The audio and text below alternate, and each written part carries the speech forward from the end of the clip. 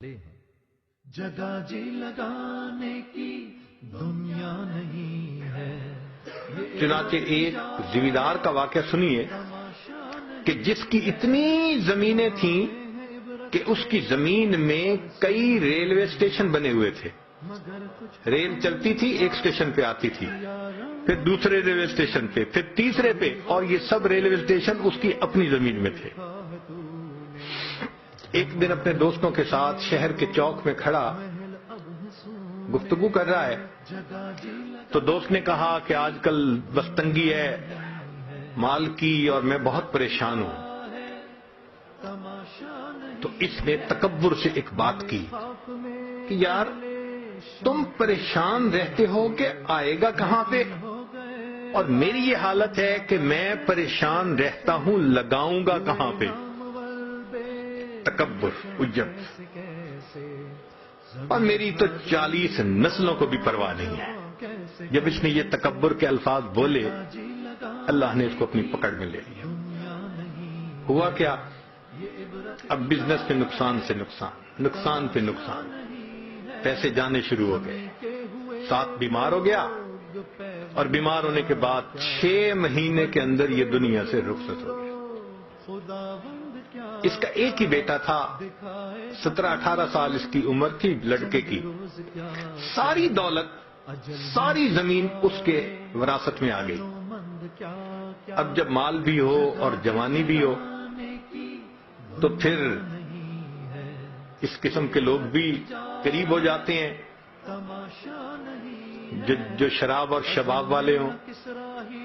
چنانچہ اس کو انہوں نے برے رستے پہ ڈال دیا۔ اب یہ کبھی اس کے ساتھ رات گزار رہا ہے، کبھی اس کے ساتھ رات گزار رہا ہے۔ کسی نے اس کو اور بڑے شہر میں پہنچا دیا، پینے پلانے کی بھی عادت ڈال دی۔ اب بینک کا جتنا پیسہ تھا وہ لٹنے لگ گیا۔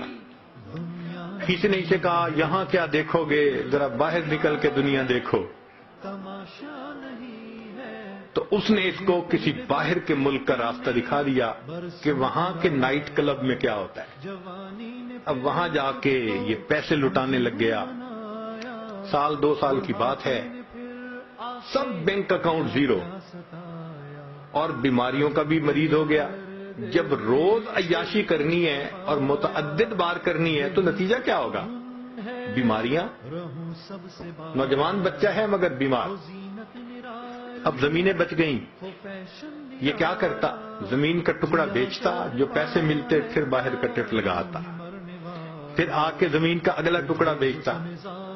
کچھ چند سالوں کے بعد ایک ایسا وقت بھی آیا اس کی ساری زمینیں بک گئیں، ایک مکان رہ گیا تھا۔ پھر یہ اپنے نشے سے نہیں رہ سکتا تھا، پیسے کی ضرورت تھی۔ ایک وقت آیا اس نے اپنا ذاتی مکان بھی بیچ دیا،